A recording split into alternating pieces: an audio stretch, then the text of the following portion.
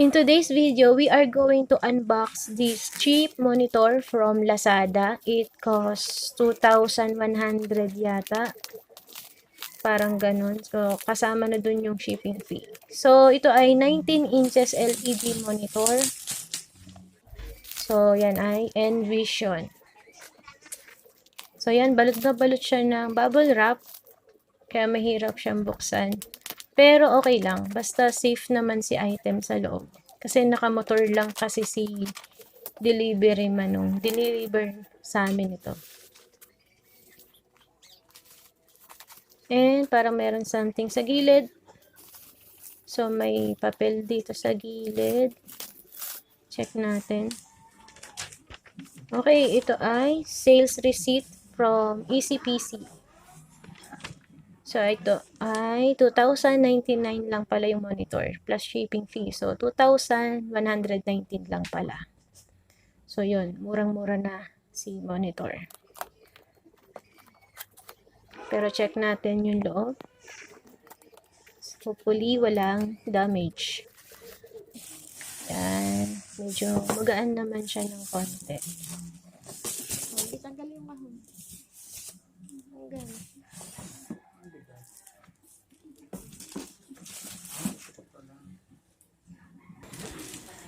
So, sabi dito, siya ay energy saving. Pwede siya sa HDMI cable, VGA cable, tapos 5 ms yung response time niya, tapos LED backlight, tapos pwede din siyang i-mount sa wall. Mountable siya sa wall. And ito yung mga kasama ng monitor. Okay, meron siyang warranty card, official warranty card. And ito yung base o yung stand ng monitor. Check natin. So yung base ng monitor made of plastic. And power cord o power cable.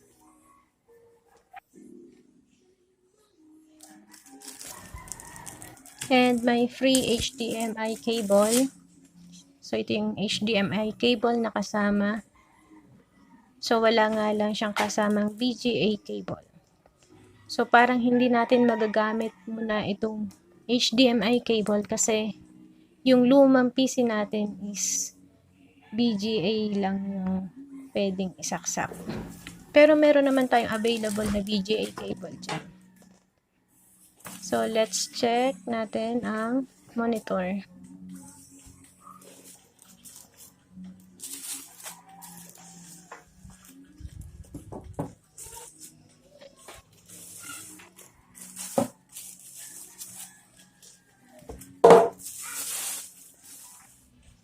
Yung frame niya is made of plastic.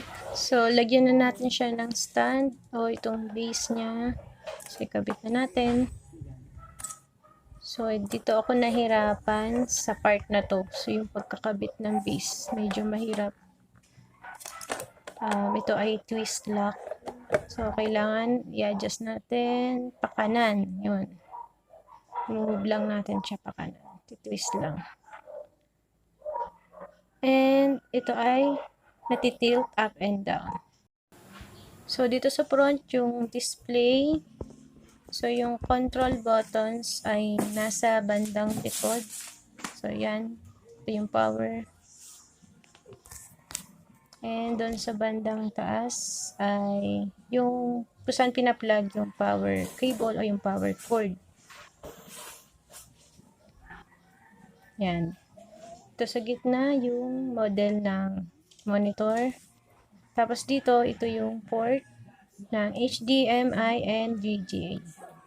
So yun, pwede pala natin siya magamit sa ating VGA. So ikakabit na natin, tetest na natin siya. So naka VGA lang tayo. Kasi ito lang yung port ang meron tayo sa ating lumang PC. Okay, pwede pala siyang i-mount. So, meron siyang 4 na butas dito. Insert na natin si power cord.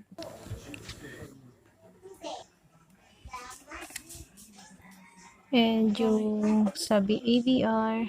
Tapos yung kabilang dulo ng VGA cable, dito naman sa PC natin.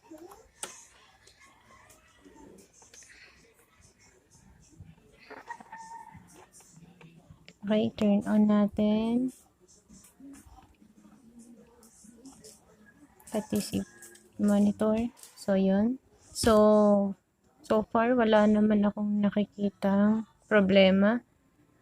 Maliban lamang sa, parang medyo malabo. So, yung output niya medyo malabo. Kasi, may mga shadows. So, yung mga icon, no? Yung icon ng Mozilla tsaka Google Chrome.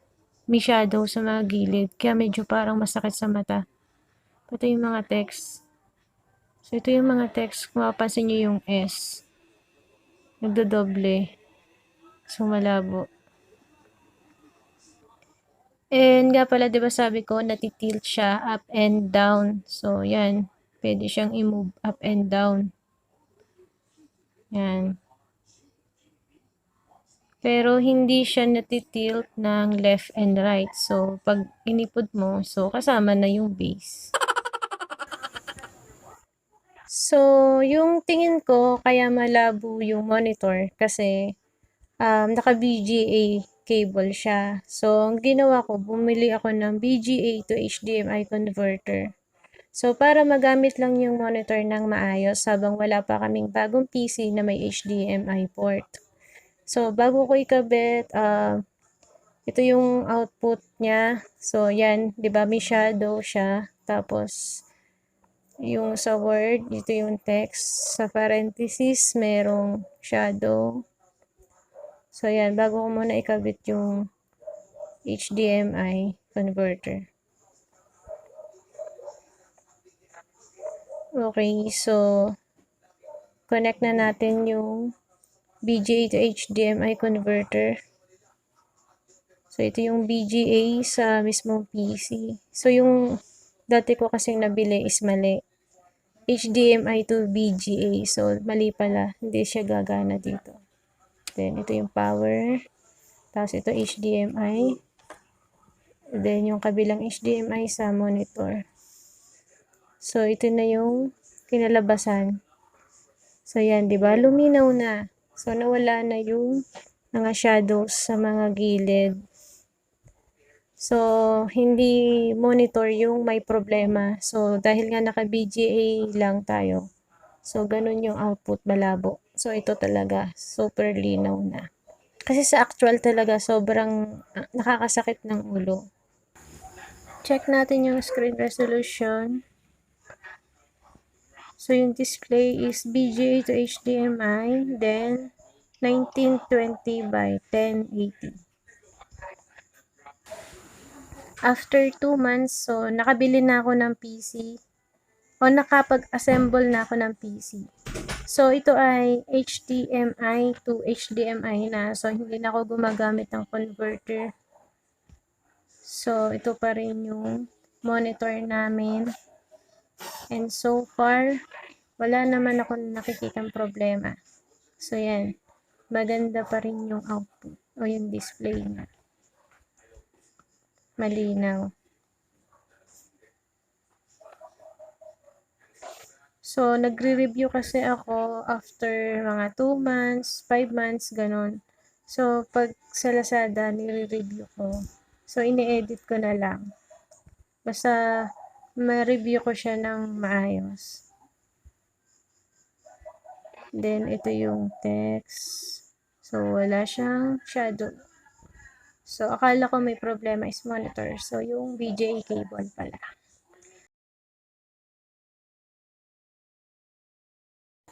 Kung nagustuhan mo ang video na to, huwag kalimutan mag-like, subscribe, and click the notification bell.